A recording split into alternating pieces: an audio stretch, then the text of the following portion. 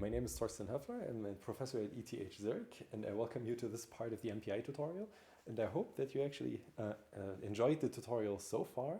I'm going to talk about non-blocking collectives and topologies, and I hope that you're enjoying that and my part of the tutorial as much as you enjoyed the previous parts of the tutorial.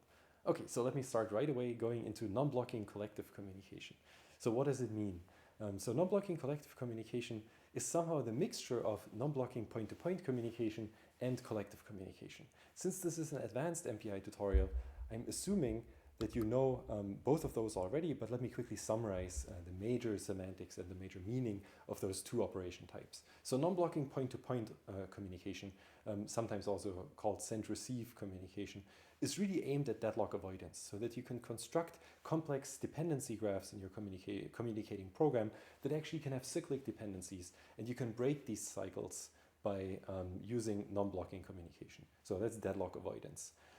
Furthermore, high-quality implementations can be used to overlap computation and communication of these with these operations. So you can essentially start a communication operation while the computation is happening on the CPU. So you can use the network as well as the CPU at the same time, which if you're a computer architect somehow looks a little bit like a pipelining scheme.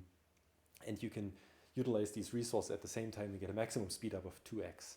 Then collective communication is a set of predefined communication routines like broadcast, reduce, all reduce, gather, scatter, all gather. So 17 of those that define operations on a set of processes. So on a collection of processes, not just a source and a destination, but actually potentially tens of millions of processes performing a single operation like a broadcast, where one process has a piece of data and at the end all the processes have the piece of data. So but again, this is nothing new for you. But now the non-blocking collective communication that was introduced in MPI 3 only, so relatively late, combines both techniques. So it gets you the benefits of both techniques. So somehow the optimized schedules and simplified semantics of your collective communication together with the non-blocking features like deadlock avoidance and overlapping of computation and communication for the non-blocking versions of those. In addition, it leads to an resilience towards noise, operating system noise, as well as imbalance in the system, so workload imbalance, and additional semantic advantages that are not as trivial to understand as just the overlap of computation and communication. But I'm going to talk about all of those and hopefully get you excited about all the opportunities here. But let me start with the simplest, so the simple syntax. Non-blocking variants of collectives are very much like the blocking variants of the collectives. Like if you have an MPI broadcast, what you do is you just change it to decapitalize the first letter of the collective, so B turns small in the C interface, and then you add an I in front of this. The I stands for immediate. Which really means the function is immediately returning no matter what. So irrespective of the state of any remote process, the function has to return. Then you specify the original broadcast arguments, as you can see here, where nothing changed, and you have to give the function a pointer to an MPI request, which is now the request object that you can use for later checking the completion status of the operation and also forcing it to complete with an MPI wait. So the semantics themselves, as I just mentioned, this function returns no matter what. In fact, it doesn't have to do anything. There's no guaranteed progress. The minimum it has to do is it has to just record the arguments to an internal data structures associated with the request, such that MPI test and MPI wait can later complete the operation. But in fact, it does not have to start any communication. But high-quality implementations today enable computation and communication overlap by running this operation offloaded to the network. So features like Mellanox's Sharp or many of these SmartNIC implementations can actually run the operation fully asynchronously. But this has nothing to do with the interface itself. The interface allows it, I, immediate return, but does not force asynchronously in the execution, because then it would be called asynchronous. But it's not. So the interface allows it, and it may or may not run in the background. So you need to really consult your implementation in order to understand what exactly it does. Then it has the usual completion calls for non-blocking operations like wait, test, and you can mix different requests. So you can take a non-blocking collective request, and you can take any other requests like non-blocking point-to-point, put them into a wait any, wait some, wait all, test any, test some, test all, and all of these different operations. These collectives can complete out of order. So if I'm starting a broadcast and afterwards a non-blocking broadcast and afterwards a non-blocking reduce, it may be that the reduce completes in the test call before the broadcast. That is not specified in the MPI specification. So furthermore, we have various forms of restrictions, and these are the obvious ones, very much the same as for non-blocking point-to-point. The send and the vector buffers may not be updated during the operation while the operation is ongoing and has not been completed, like any other non-blocking operation. We do not have tags, and we have in-order matching. Like this was, you know that send-receive operations, they have tags, they can identify different virtual channels or logical channels. For collectives, this would make sense, but somehow the communicator is already somewhat of a tag. So if you need tags, you can use communicators. Keep in mind that communicators as tags are quite heavyweight. So communicators can be quite large objects, especially when it comes to large communicators. Furthermore, MPI cancel is not supported. So MPI cancel is the operation that kind of cancels an ongoing communication. That would be way too complicated to implement. Even in the send-receive case, it's only supported in certain protocol statuses and is not generally supported. Furthermore, there is no matching between blocking and non-blocking collectives. So I cannot start a blocking collective on process 1 and a non-blocking collective on process 2, because these two different kinds of collectives may use different algorithms to implement it. But there's also a super simple workaround. If you just want to mix them, you can take a non-blocking collective and turn it into a blocking collective by just calling the I broadcast, for example, immediately followed by a wait, and then it behaves exactly like a blocking collective. So this is absolutely no restriction. You can even define an alias like my blocking I broadcast, and then just call the broadcast or the I broadcast immediately followed by a wait on the request that was returned, of course. Okay, so now we're talking about the advantages. So why do we do this? So of course it enables asynchronous progression and manual progression. The manual progression is when you call MPI test to just kick the network forward. In older networks you would have to do this. In modern offloaded networks that's not the case anymore. So this can enable some form of software pipelining that I'm going to discuss in a couple of minutes. Furthermore, the most fundamental aspect of this is that I can decouple data transfer and synchronization. So very often in these collective operations, synchronization is a problem. If you're running at very large scale, they may synchronize your nodes. So in an all-reduce, for example, in Barrier, obviously, nodes cannot continue, or MPI ranks cannot continue before the last rank arrived. If you now do this in a non-blocking way, you somewhat decouple these two, the communication as well as the synchronization, and they may do something else while they work. Of course, the operation can still not complete before all processes arrived, but you at least decouple the two. Then you can allow overlapping communicators. This is, in general, I would discourage this because, as we will see in the second part of my session here, neighborhood collectives are much better for this particular case. So let me not go into too much detail, but you can actually have communicators that are overlapping and form cyclic dependencies, very much like you prevent cyclic dependencies for non-blocking point-to-point. So you could do exactly the same thing with these collectives. And you can have a pipelining window with multiple outstanding collectives at the same time. So you can actually run I broadcast, and then finish them one after the other to enable some form of software pipelining. Let's now go into the software pipelining with a pretty simple example. So the idea here is that in the blocking case, where I'm looking at the 4 different processes, process 0, process 1, process 2, and process 3, where I have 2 components in each of those processes. I have a CPU component here in green, and I have a network component here in brown.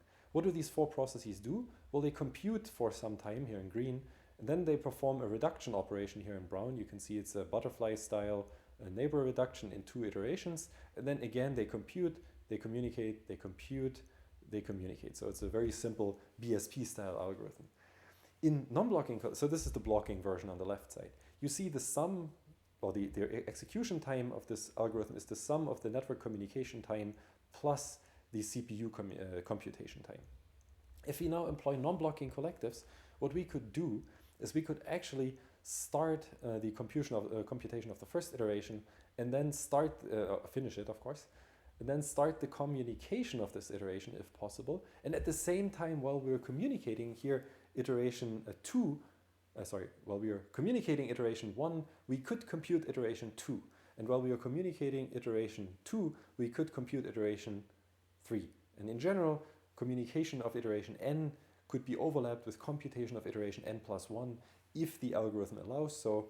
And of course, there is some small overhead here. You see the small block on the CPU that just initiates the communication request, but then it runs asynchronously. So at the same time here, the green part on the CPU and the brown part in the network is executing forward, and thus you can get a maximum speed up of 2x out of this overlapping computation communication.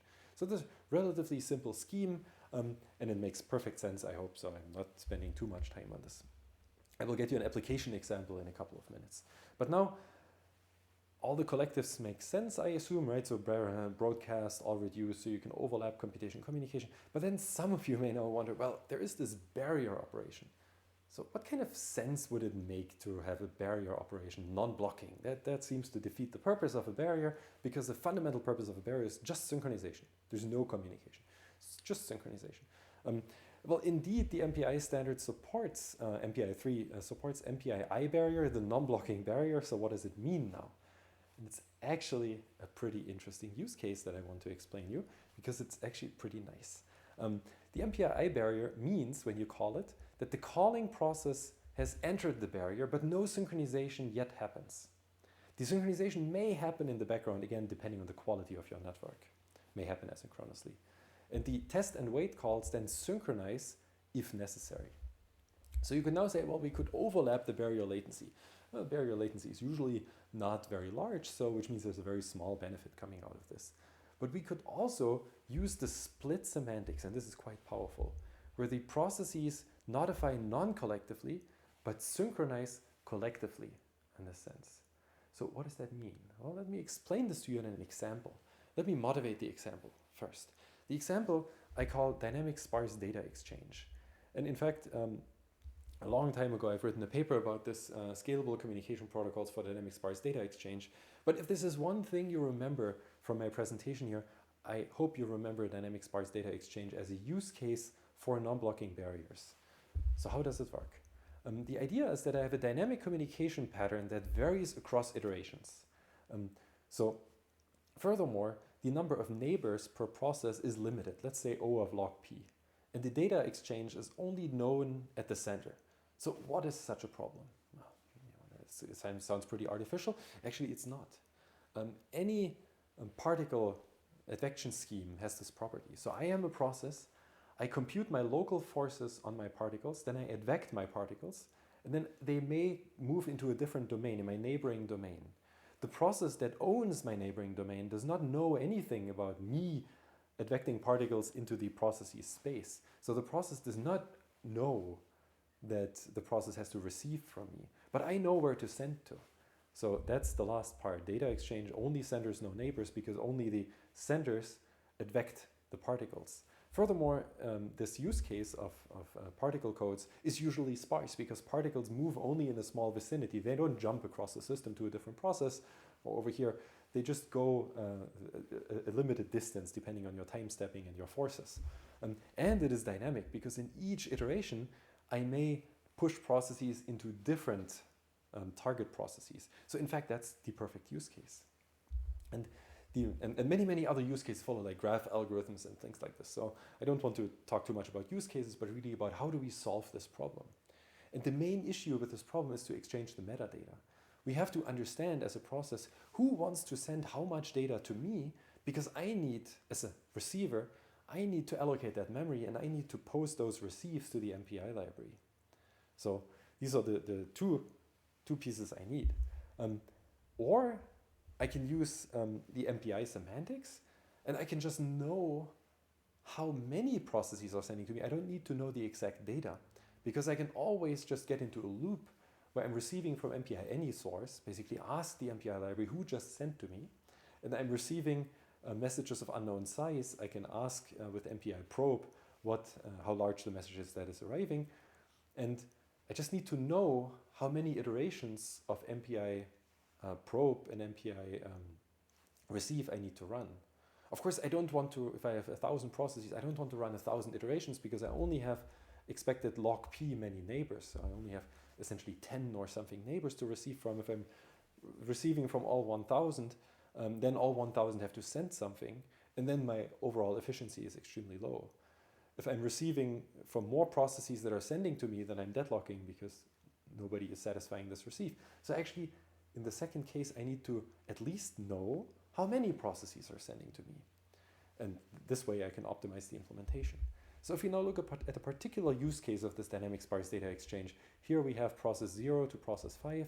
Each of these processes has some data pieces that are going to be sent to some other processes. So in this example, your P0 is sending one element to P1 and two elements to process 2. Process 2 is also receiving an element from process 3, but of course process 2 does at the beginning of the operation not know that it's receiving from 0 and 3, but 0 and 3 know that they're sending to process 2, and so on. Process 2 itself is actually sending to 1, 4, and 5. So 3 different processes. So you can see that this can be quite a complex communication pattern, and of course it changes every single iteration. So one way to implement this, and this is in fact how it has been implemented in most scientific computing libraries that I have seen, is relatively inefficient. So you just write an array, and I call this personalized exchange, of size number of processes. Here in this case it's of size 6, so P0 to P5. And enter the number of data items to be communicated to process I at position I. So process 0 sends 0 to 0, 1 to 1, 2 to 2, and then 0 to the other ones. Process 1 sends 3 to 0 and nothing to the other ones, and so on. And then what you do is you perform an all-to-all communication on this metadata array. So you really run this all-to-all, and which means an all-to-all is essentially a distributed transpose.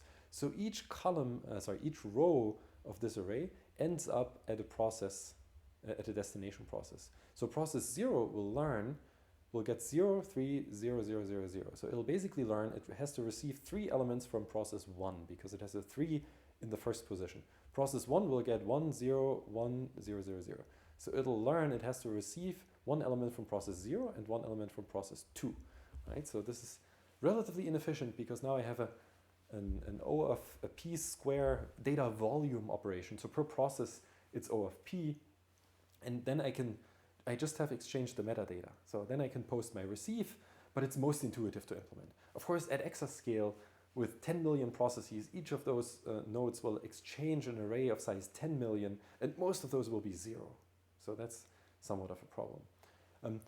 Another trick that you may have come up with is actually, well, if I just need to count the number of processes, I can use a very powerful operation. That's the reduce scatter operation. So what's the reduce scatter operation? It's similar to an all-to-all. So you set up the array very much in the same way. And now instead of plugging the exact number of elements, so here's a small typo, this should be a 1. I'm just plugging in a 1 whether I'm sending to that process or not, and not the number of elements. So, and here this should also be a 1 and not a 3.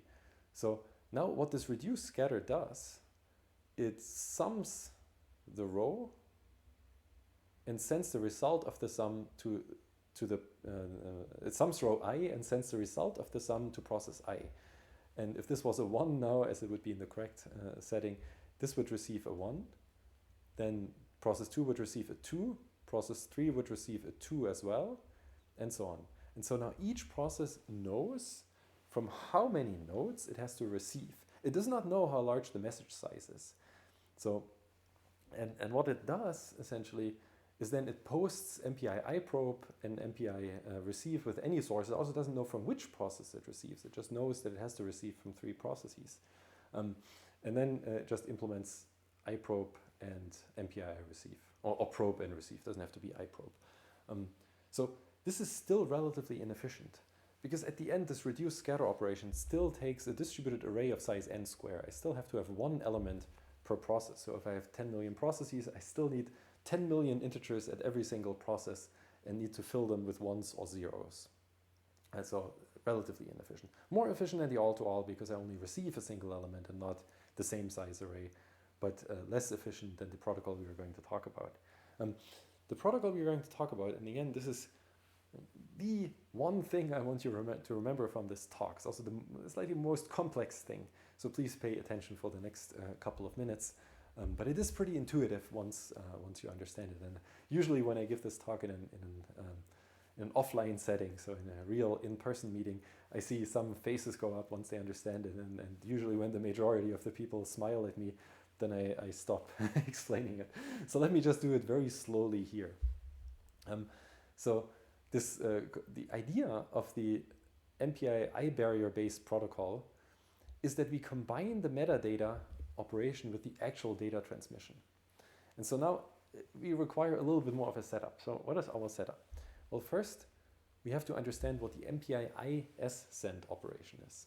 So this has two modifiers to the MPI send operation. One is send and the other one is send. So first, what is a send? Send stands for synchronous send. Okay, I'll let you think about this for a couple of seconds. What synchronous send is, you may remember from other classes.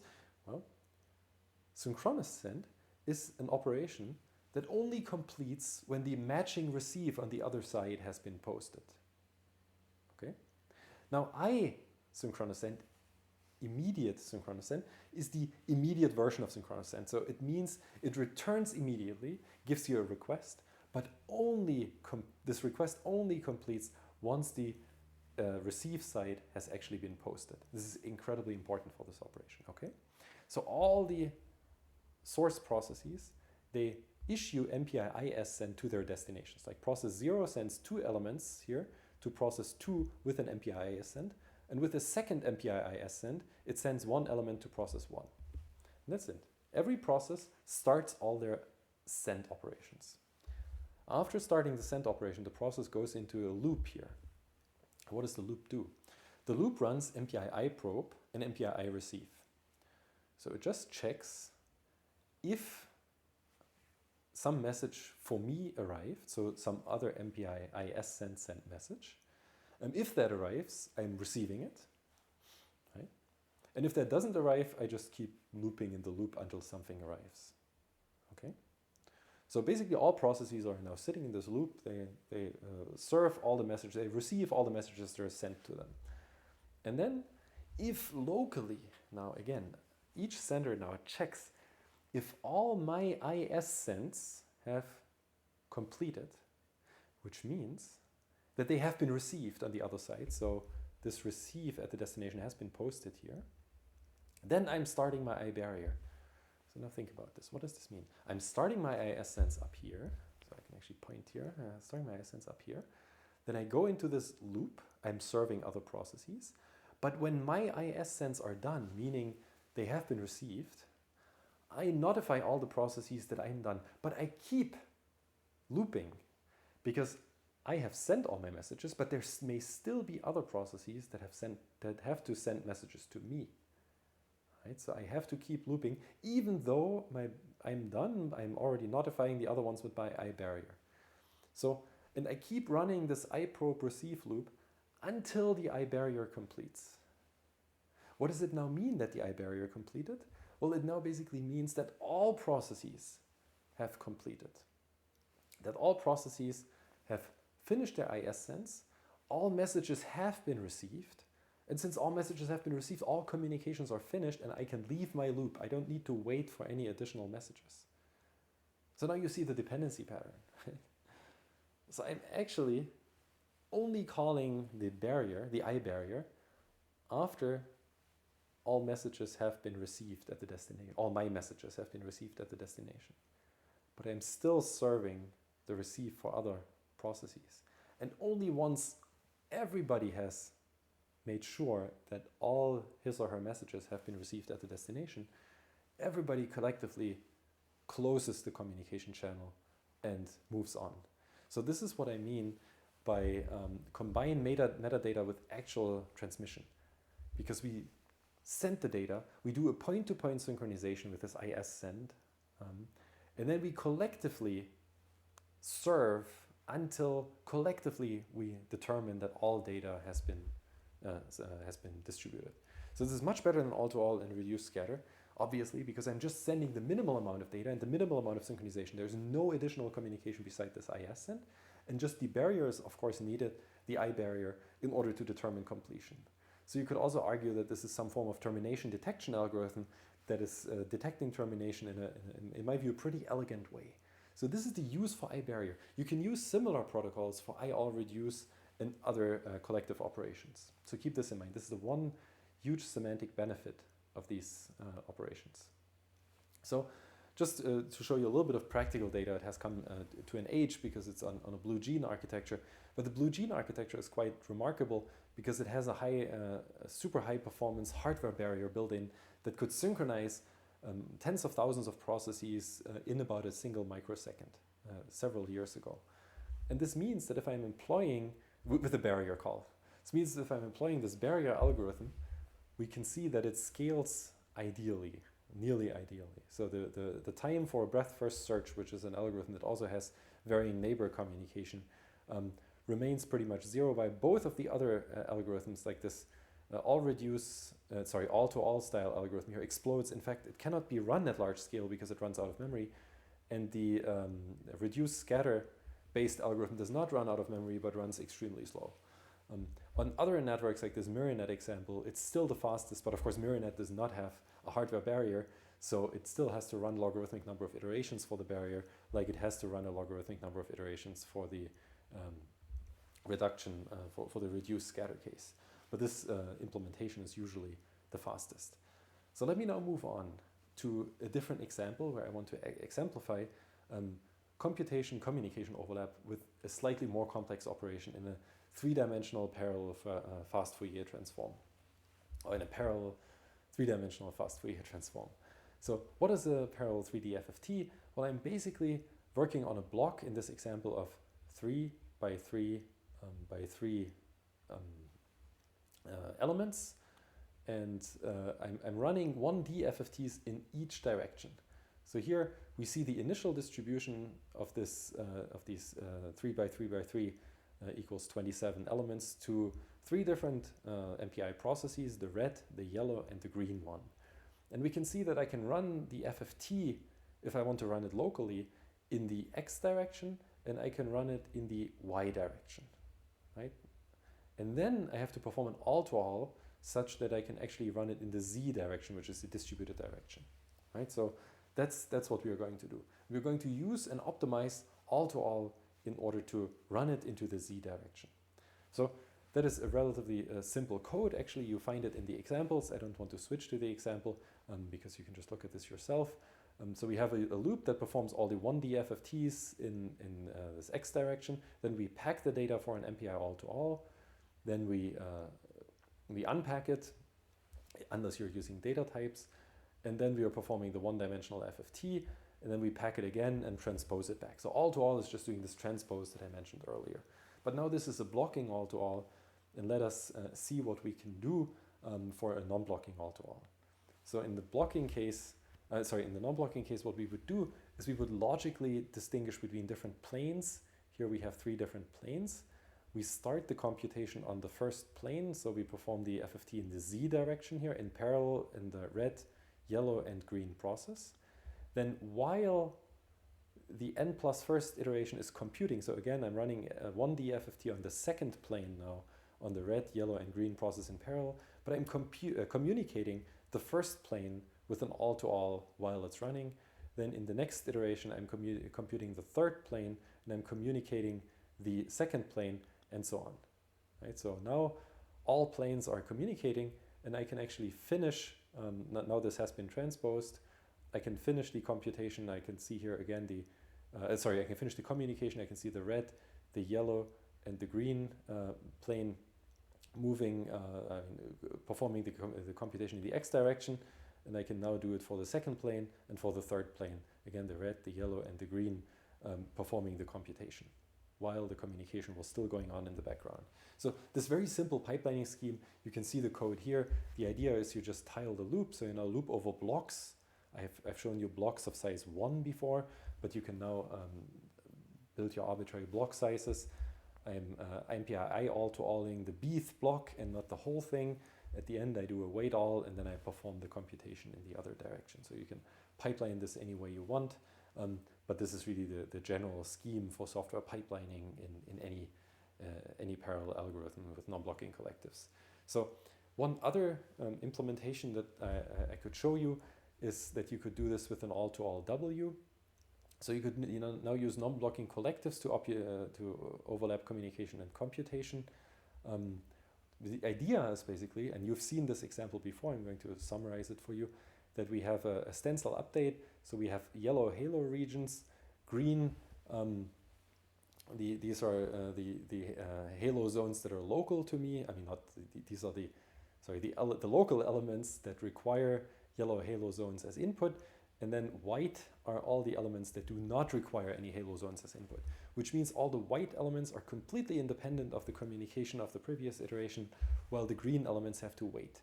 So what I could now do is I could compute the inner white elements while I am exchanging the yellow region, and then after I have finished the communication of the yellow region, I could compute the green elements. So this is actually implemented in, let me just finish this here, in this code here that you've seen before. I mean, this is the stencil code that you have seen before, and the idea is relatively simple, right? So you have a two-dimensional stencil application, so with north, south, west, and east, so a very simple 4-point stencil. You have these I-send operations and I-receive operations, and then a wait all.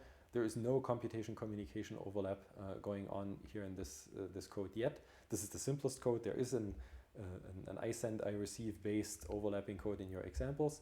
But now if we go to the all-to-all W case, we split this into an MPI I all-to-all W that performs all the communications in east, north, south, and west essentially at the same time. And while this is going on, so this returns this request object that has been defined here. While this is going on, I'm updating my inner grid points. So I'm performing the computation of the white elements in the previous graph. And then in the MPI wait, I'm just, like after I've performed all the computation I can, I'm waiting in the MPI wait to finish the communication, and then I'm updating my outer grid cells, which is the green region. So here I'm waiting for the yellow region to arrive, and then I need this as input for the green region, and then I'm just looping in this for loop that you can see here. So not really complicated. Like most of the non-blocking communication is actually not complicated at all. Okay, so let me get back to this here. Wonderful. So to summarize this section, non-blocking collectives just combine the semantic of non-blocking point-to-point and blocking collective operations. So you probably like both, and now you have a combination of the two, and you will probably like the combination. Furthermore, the natural extension to blocking collectives for event-driven programming are basically these non-blocking collectives. So if you're waiting for incoming events, you can use this somehow in a collective manner. It's a bit more complicated than I'm saying here, but it enables all of these use cases. And most importantly, hardware implementations exist for most non-blocking collectives. Not all, but most non-blocking collectives. First and foremost, all reduction operations or reduction operations are supported by hardware because those are incredibly important for machine learning, which is a very large market. And any vendor of a high-performance computing network, be it Cray, HPE, or Mellanox, NVIDIA, are actually offering their in-network compute accelerators, which are usable to their highest efficiency with non-blocking collectives. Okay, so with that, I would like to close that section and defer questions to later, and immediately go to the virtual topologies and neighborhood collectives. Those are actually even more powerful than non-blocking collectives, because the idea here is that I can build my own collective. So I can really have a collective operation that may not be in the MPI specification, but specific to my application, reoccurring every iteration, for example. And I can instruct the MPI library to optimize it for me. But first, let me start with topologies, because those are the basis of non-blocking, of neighborhood collectives. So topologies are a curious object that has been in the MPI specification since quite a while. And I want to cover topology mapping, I want to cover MPI topologies, and then collectives on topologies, these neighborhood collectives. So in MPI topology mapping, we can distinguish between allocation mapping and rank reordering. So allocation mapping basically means that I'm telling the batch system what I'm going to do in the application code, and then the batch system finds a good subset of the network to map my set of processes to. This is rarely supported in practice. It's more of an academic endeavor, at least today. I know of some plans to implement this in batch systems, but they're not in production yet. So let's not talk about this here in this tutorial, but rank reordering, in fact, is supported today. Rank reordering means that I already have an allocation, so my nodes or my processes are already placed on particular nodes, but now I want to figure out what my optimal mapping of my process numbers to my actual allocated processes are. So in MPI, you will get some default mapping, which is very often a block-based packed mapping, but now you can ask the MPI library to give you a better mapping that fits your communication structure of your distributed program to the network structure of the underlying machine. Right? This is what I call rank reordering. So those are quite important in practice if you are communication bound. So there are various ad hoc solutions, but the portable one is the one that I'm going to talk to you about in the context of MPI. The idea is that you tell the MPI library what you're going to do in terms of communication, and the MPI library gives you back a better mapping that you can then use directly. Then I will talk about how to build these MPI topologies in practice. So there are different ways to build them. One is called the Cartesian and the other one the distributed graph constructor. And then at the end I will show you how to use them for communication, even to build your own collectives. So this is all quite powerful. So as I mentioned, MPI supports rank reordering. It has been automated in really old machines, but not anymore, because it turns out that the automation may be more expensive than the actual gain. Thus, it is usually driven by the programmer, him or herself, whether to use it or not. The properties of rank reordering is essentially that it's always possible, but sometimes the MPI library does not do anything. So sometimes you will just get the identity mapping back and then you have it all implemented. It doesn't do anything, but it's usually not getting worse. It's a portable way, so it will run on any supercomputer, and as I mentioned, in the worst case, it'll just give you back the identity mapping or a bad mapping, but that should not happen in practice, hopefully, depending on the quality of your implementation. The network topology, by the way, in MPI is never exposed. So you could not get access to the actual connectivity of the nodes of your machine. You can get some access to the proxy connectivity, like querying for MPI shared memory domains that you've heard in the earlier parts of the tutorial. However, that is an exceptional case, and I would not recommend using this for hacking topology optimizations. Some people do, but in general, that may or may not be portable because it really gives you shared memory domains and not performance properties of your network. The second thing you have to remember is that after you have received a new permutation from the MPI library, and we will go into more details in a couple of minutes, you have to manually redistribute your data after the remapping step. That is also quite important. So let me give you an example of on-node reordering. So this is actually a real problem here. So the real problem is an Audi crankshaft that I just got from a long time ago from the Florida Sparse matrix collection. So we run the distributed solver on 8 processes here, numbered from 0 to 7, and you can see the communication volume between each of these processes here laid out as a particular graph. So this graph means that process 0 communicates 1,312 elements to process 1, 1,791 elements to process 5, and 144 elements to process 6 and back. So all communications are bidirectional. So this is my virtual or logical communication graph between my MPI processes that is usually problem dependent. So that's the MPI the Audi crankshaft here that is simulated. So a particular device to be simulated. And then if I map this naively to a node architecture, for example, I have here 4 nodes of dual core communication, of dual core layout. So there are 2 MPI processes housed on each node. And of course, the communication on a node is much faster than the communication across nodes. In the default MPI mapping, it would pack my processes. So put 0 and 1 on one node, 2 and 3 on the next one, 4 and 5 on the third one, and 6 and 7 on the fourth one. So that's the default layout. And now we can compute the cross-node communication between these 2 nodes, like process 0 and 1 and 4 and 5, and this is 2,442.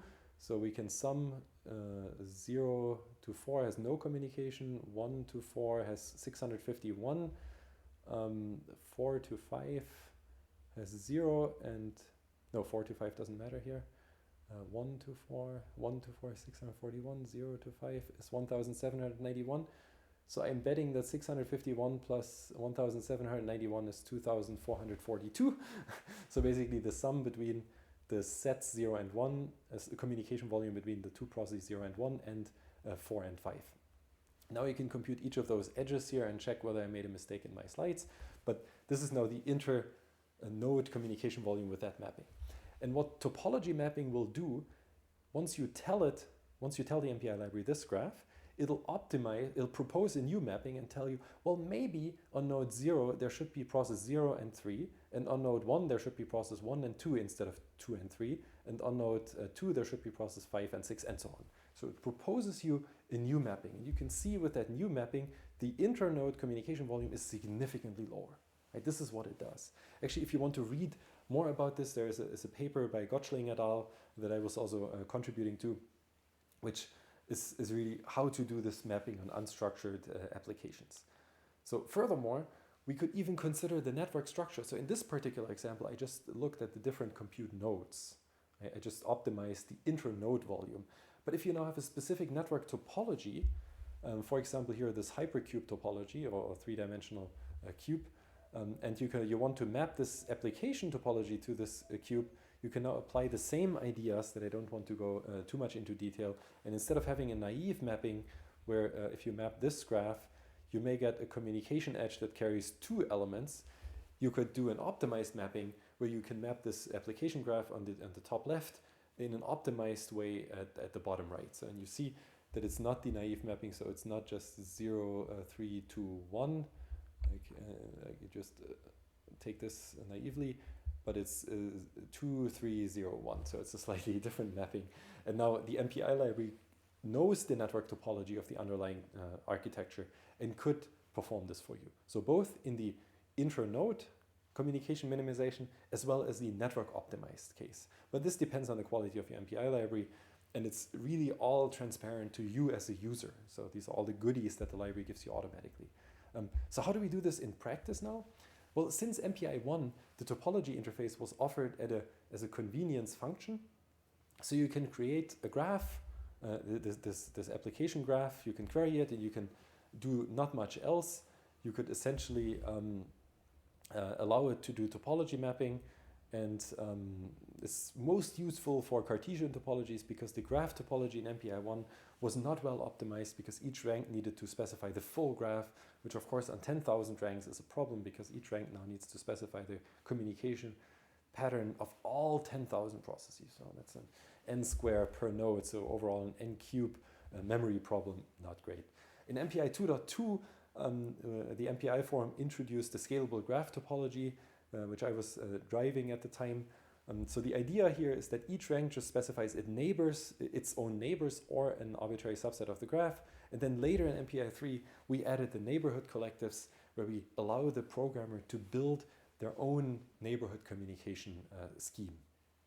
And so neighborhood collective communication scheme, which I will discuss in a couple of minutes. But let me first show you the detailed functions of MPI, the Cartesian interface, MPI Card Create. It takes an MPI communicator, a number of dimensions. So how many dimensions do I want? 1, 2, 3, 4, 5. It returns. It actually accepts an array of the actual dimensions. It accepts an array of whether each of these dimensions is periodic or not. So here I can specify the size of each dimension. So this array has size n dims. Right? So if this is a two-dimensional communicator and it's of size 5 by 5, I would put in a 5 and a 5 here, but we'll get to an example in a minute. Then I indicate whether each of these dimensions is periodic. Then I indicate whether I allow the MPI library to reorder the ranks for topology mapping or not. And then it returns me a Cartesian communicator, which has this mapping attached, and it's summarized down here. So to just give you an example of a communicator of size 5 by 5 by 5 with a 3D torus, I'm creating this DIMS array 5 by 5 by 5. I'm telling it in each of those directions it's toroidal, so meaning it's wraps around. And then I generate a new variable for the topology communicator. I hand in the old communicator, the 3 for the number of dimensions, the dimensions array, the periods array. I do not want reorder in this case, and then it returns the topology communicator. Right? So quite simple. The only problem is now, well, what happens if I now start my MPI program with less than 125 processes? Well, then this will just crash. What if I started with more than 125 processes? Well, then some of these processes will actually get MPI proc null. And somehow, wouldn't it be convenient if I just told the MPI library that no matter how many processes you run me with, I always want an as square as possible three-dimensional grid. So if I'm being started with 1,000 processes, then I want about square root 3, the third root of 1,000 as square as possible three-dimensional processor grid. And this is exactly what the function MPI dims create gives you. So you give it your number of processes, you give it your number of dimensions, and it returns the as square as possible decomposition. Actually, you can even select some of the dimensions to be fixed in this decomposition. So if this dims array does not contain all zeros, then whichever dimension is non-zero will not be changed, and the other dimensions will be made fit as much as possible to be as close as possible to the best decomposition. Now you may wonder, factorization is NP complete. Well, but there are only so many combinations for 32 bits. So the MPI library has usually large pre-computed tables for the common cases, and will get you optimized, very, very optimized, or even optimal decompositions back. So just to show you another example with the MPI dims create function. So MPI com size, I'm just querying how large is my world communicator. Then I'm telling the MPI library, well, I want P, whatever the size of the world communicator is. I want the decomposition of this number into a product sum of size 3, and I want this returned in the dimensions array. Then I still want this all periodic, so I still want a toroidal three-dimensional object. And then I'm just taking this number, this dimensions array that is returned by MPI dims create, and just stuff it into the MPI Card Create, and I'm happy. So MPI library has solved many of my problems, even though some problems may be better with a non-square layout, but then I can still initialize the dims array with non-zeros in some locations, and I would still get the best possible layout. So now looking at these query functions, so this is really just support for libraries written in MPI and somewhat convenience. So I can, once I have created a Cartesian communicator, I can actually query that communicator. I can ask it, what is the number of dimensions you were built with? Can you actually get me the size of each of those dimensions? Can you get me my own rank, like the calling process's rank in this dimension? And actually it creates, it translates the coordinates to a rank number, because I can query my rank through MPI com rank, and you can translate also the rank to the coordinates. So I have very convenience functions really, because I can do this all myself if I wanted to. I can remember all of these initializations, but MPI gives me a lot of convenience that I can just ask it again later. So then I have communication helper functions. So once I have created a Cartesian communicator, I could actually use this MPI Card Shift function, which I give the communicator that I've created, the Cartesian one, and the direction and the displacement. So really I want to go, let's say, the first dimension, but how far do I want to go, like 1 hop or 2 hops? And then this function gives me the source rank and the destination rank to work with. So if I now want to implement my stencil code, I could just use MPI Card Shift in order to compute my north, south, east, and west neighbors. And you've probably seen it when you looked at the stencil code before, that you actually had to compute this north, south, east, and west neighbors with a pretty complex equation that is quite error prone. Well, here you can just ask the MPI library to do it for you, and you avoid all kinds of errors. It's super convenient for Cartesian nearest neighbor communication, not for over-the-edge communication though. So it's only along the main dimensions, not the square dimensions. But it's still pretty convenient in many, if not most cases. So just to look at another example code, let us open this code. So the stencil Cartesian topology, how this works in practice. So here I have my MPI init, MPI com rank, MPI com size, so there's nothing special about this. Here I now create a Cartesian communicator, and I have a two-dimensional example, as I mentioned before. I have periods, it's non-periodic, so it's non-toroidal. I initialize both of my dimensions to 0 because I want the MPI library in the dims create call to give me an as square as possible layout. So I plug in the size. The size comes out of MPI com size. I tell it to decompose it into the product of two numbers to be returned in the dims array. Then I take that dims array, put it into MPI Card Create on MPI com world. I get my Cartesian communicator back. Then I compute my own coordinates in my Cartesian communicator for my rank, which I got out of MPI com rank, the 2 dimensions, and it gets me back the coordinates. And then, as I just mentioned, I use the MPI Card Shift call to compute automatically, or to ask the MPI library for west, east, north, and south. And if we could compare this to the original implementation, where the computation of north, south, west, and east is here, and you see it's quite a complex equation. It's not too complex, but it's error prone to do this yourself. It takes you about 10 minutes to figure it out. Here you can just ask the MPI library, card shift here. And then what you do is very much the same in the communication. MPI I send to this west, east, north, and south. So nothing really changed here. So the Cartesian communicator, in this case, the way I use it, is really just for convenience. For card create, if I would have specified 1 here, then I would have allowed the MPI library to remap my ranks, and I would have needed to redistribute my data to optimize it for the best possible mapping. And I believe you could do this as an exercise. And of course, now after the call to MPI Card Create, you just remap, and then you still run exactly the same the same communication. But you would now need to re-query your new communicator ID. So let me go back to the slides. Okay, so you see, it's already significantly easier.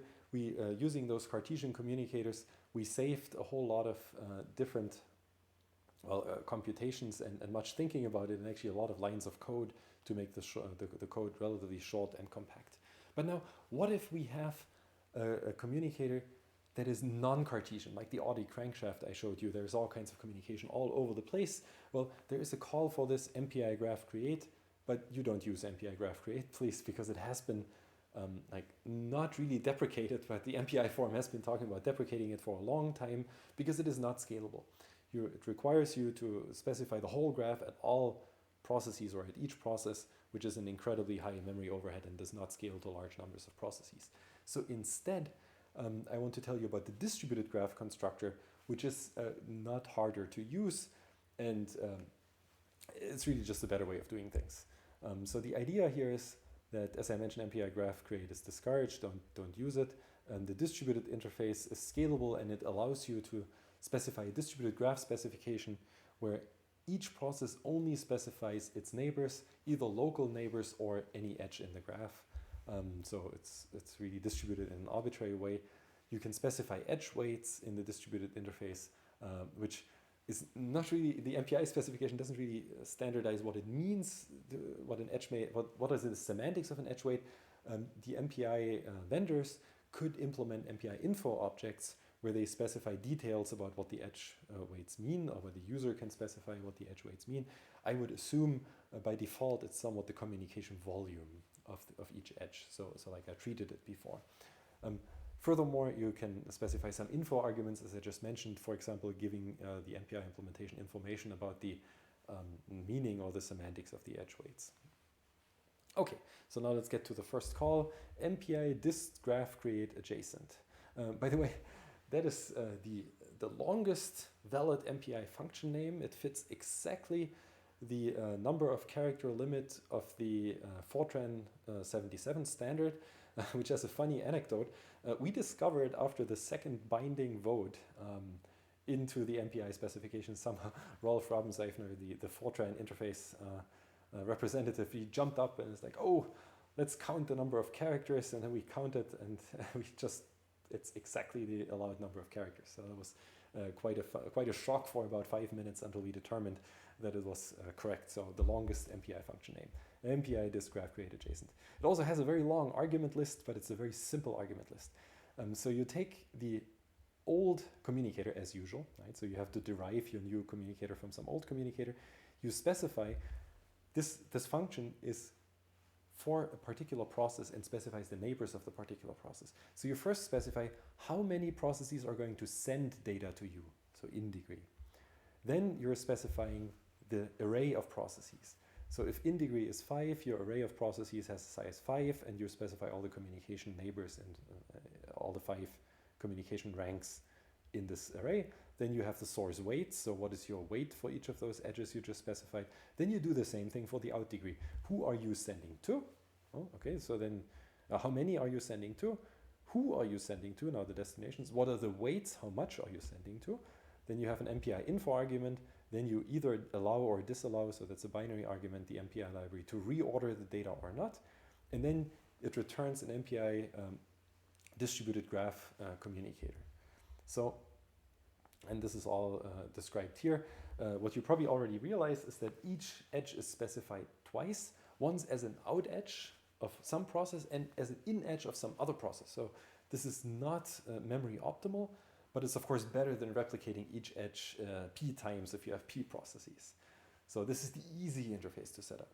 If you don't want to specify each edge twice, then wait for the next interface that we'll talk about in a minute, but it's slightly more complicated to use. Okay, so here is an example. Let's say I have this communication graph. I'm ignoring the weights for now because it would just clutter the example, but the weights are straightforward. So process 0 would specify in degree 0 because nobody sends to process 0. It would specify out degree 2, and it would say that process 0 is sending to rank 3 or to process 3 and to process 1, destinations 3 and 1. Let's do another example for process 1, which is that guy that has an in degree of 3 because it's receiving from 0, 2, and 4. So here 4, 2, and 0. As an out degree of 2 because it's sending to process 3 and to process 4. So destinations 3 and 4 and out degree of 2, and so on. So you can now for each process specify the local neighborhood of the process, and you already see that this edge from 0 to 1 has been specified on process 1 as an in degree, here 0, and as an out degree, here 1 on process 0. So it's specified twice, but well, it's 2x overhead. Usually these graphs are pretty sparse in practice for very large processes, so it doesn't matter too much. If it matters for you, you can use the MPI disk graph create call. The MPI disk graph create does not specify the neighborhoods, but it specifies arbitrary edges. So each process can contribute edges to the distributed graph topology. So again, a very simple interface. You give it the old communicator. You give it the number of source nodes you want to specify edges for. Then you give it the IDs of the source node. So this is a little bit like a compressed sparse row representation. So you specify each source node only one. So you give it an array of these source nodes. Then you give it an array of degrees for each of those source nodes. So for each source node, I can specify multiple edges if I want. And then I give an array of destinations. So for each source node now, the many degrees, and I will get you an example in a couple of minutes. Then I can specify, of course, the weights, like one weight for each graph. Then I can, again, give you an info object, same meaning. You could, for example, communicate the semantics of your edge weights to the MPI library. Reorder, again, the same as before. And then it returns to you a distributed graph communicator. Okay? So it's much more flexible and convenient. However, now this interface may require the MPI library to communicate. Well, it requires the MPI library to communicate in any case because it needs to figure out if anybody has an edge for any other process. Like, so if I am process 5, after calling this interface, I do not know exactly what my neighbors are until I'm asking essentially somehow transitively all other processes in the system whether some other process has an edge specified for me, right? So now to go through an example, same graph, but now process 0 specifies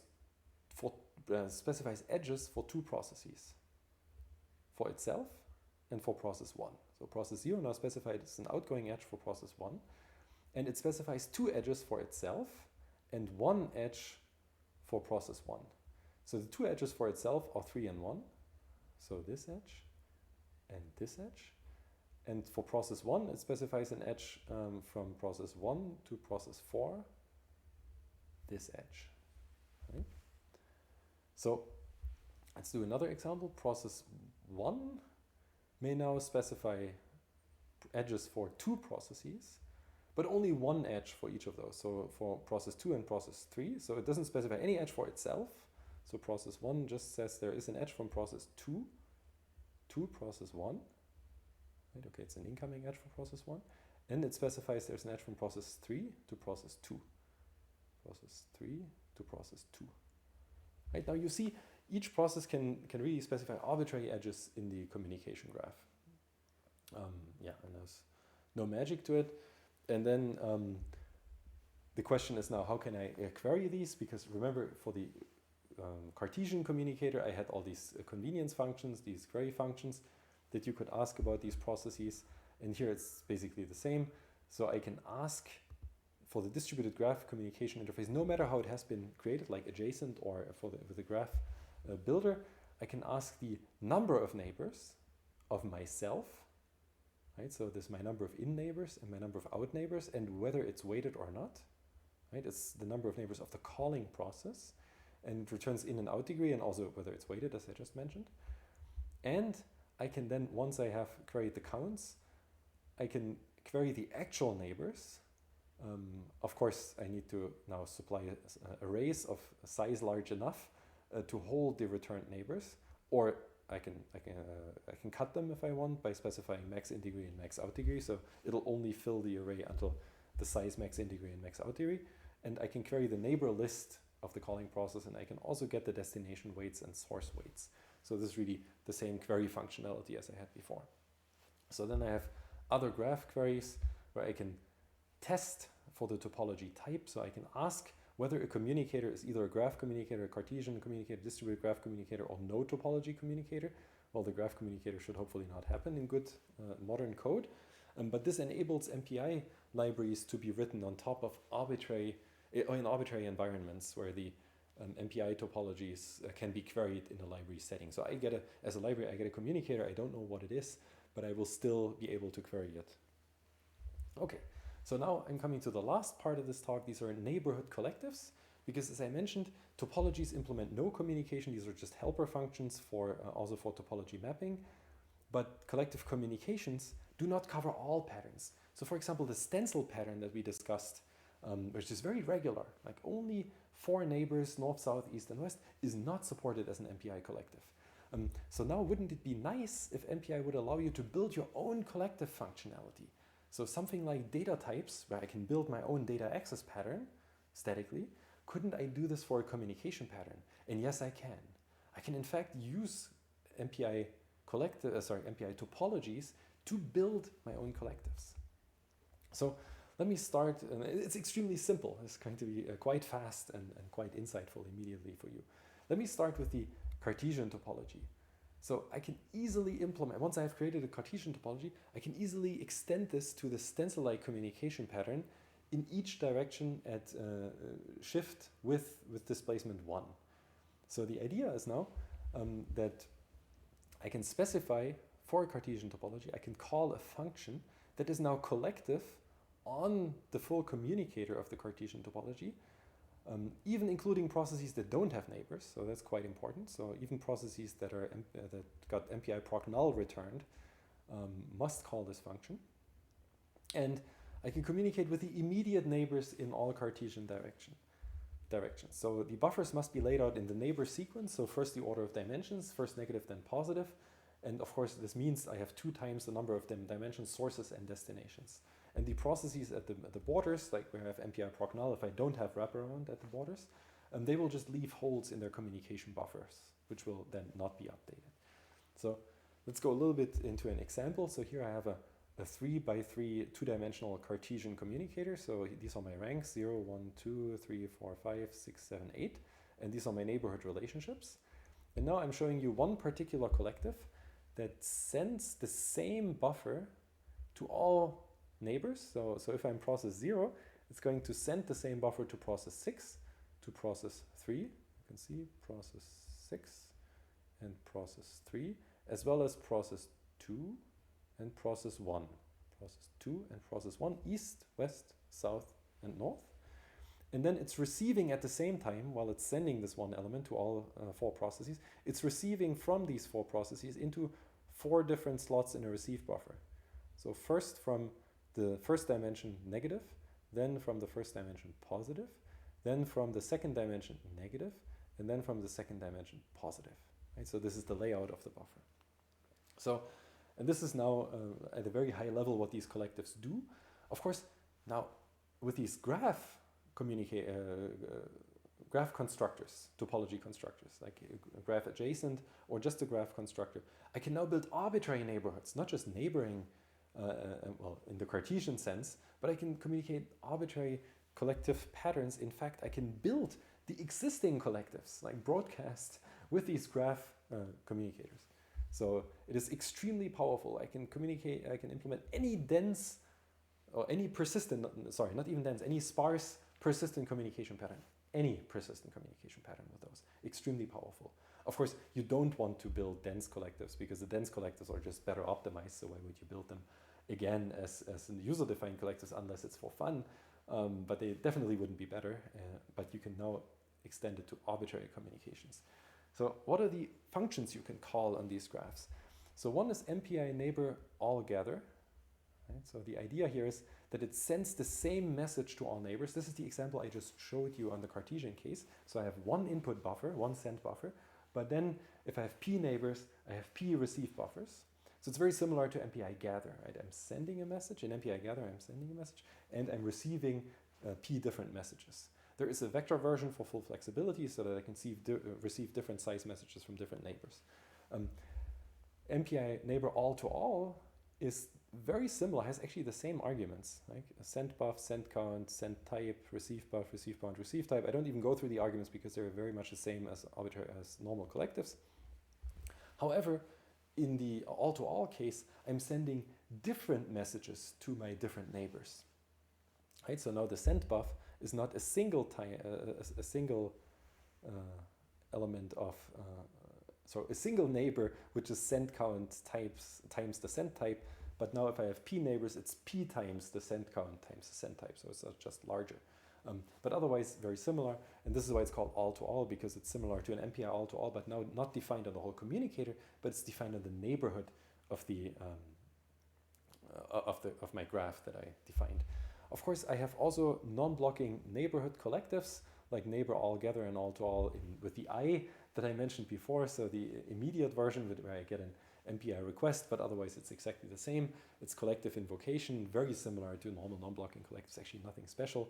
The matching is in order, and I have had some people who try to play wild tricks with neighborhoods. No, don't. It's just behaving as you would expect, as I mentioned at the very beginning of this part of my tutorial. So now we could look at the stencil example in the Cartesian topology, and this is the pinnacle of this presentation. So now we have the same as before. So we have the same setup. So MPI dims create, card create, card coords. It's very much the same as I explained before. We have this card shift. We actually don't need the card shift because we don't need northwest. Oh no, actually we don't need it. So we could delete it from this code most likely. And then all we do here is an MPI neighbor all-to-all. Right? So where we have all-to-all W, where we use the data type setup that I didn't explain before, but we have an east type, a west type, and no, we just have an east type and a west type, I think. And then we use these different types for the different directions and perform everything, all these 4 communications, these 4 sends and these 4 receives in a single step in this MPI neighbor all-to-all W, and then we update the grid.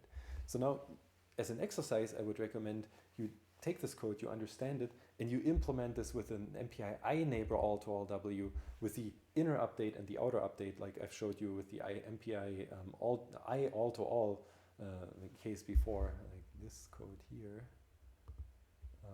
where we have this I all-to-all W inner grid and outer grid. So you now may wonder, what's the difference between this I all-to-all W and this Cartesian I neighbor all-to-all W? Well, the I all-to-all W still has to communicate with essentially all ranks in the system, while this is just bound to your particular topology and can be pre-optimized for that particular neighborhood topology, so only 4 neighbors in this example. So this is going to be much more efficient on the target architecture. In fact, I would not recommend using this MPI IAll to all W for anything in practice. This was just an educational example for our code's purposes to explain you how to do these things. Okay, so let me go back to the presentation. So, and again, I recommend you, actually I should have waited before this example that you try doing this yourself and extend this to neighborhood collectives. So I very often get the question, why is neighborhood reduce missing? That is actually originally proposed. If you look at the original paper proposing non-blocking neighborhood collectives or just neighborhood collectives, then it's in there. The MPI forum at the time did not see a use case for it. The use cases, of course, showed up later, and it has just not been standardized, but it's pretty easy to implement it and to run it yourself. It's just not a standardized part of MPI. So with that, I would want to summarize this section. So on the collectives, MPI does not expose information about the network topology. As I mentioned before, it would be very complex. We discussed this for months, and then we decided to simply not do it, but give you an interface, the topology interface, where you specify, or the programmer specifies to the MPI library what the program wants to do. Then the MPI library takes advantage of that specification and proposes a new numbering scheme, as I explained. The topology functions allow a user to specify arbitrary application communication patterns. They're partially for convenience and storing neighborhood relations in Cartesian and graph communicator settings. But now these neighborhood collectives, they're incredibly powerful, and they allow users to exploit this, to take these virtual topologies and really exploit them in collective communication. So this is like the Lego build your own collective. Tell the MPI library that you built your own collective, and then the library can optimize these collectives to a great extent. There are many papers on this, some of them from my group or from my early times as a student, in fact, and many also from other groups like IBM that used this information to pre-program DMA descriptors, for example. So this can be blazingly fast for stencil computation, so speed-ups up to 2-3x. And this is actually a quite important functionality. You could compare these neighborhood collectives to MPI data types, as I mentioned, for communication patterns. So you somewhere in a data type, you specify your data access pattern, you commit it, and then you hope that it's optimized for the target architecture, while in a neighborhood collective, you specify your communication relationship, your communication neighbors and weights. You somehow commit it in your creation call, and then later you can call a collective neighborhood communication on it, and then move forward.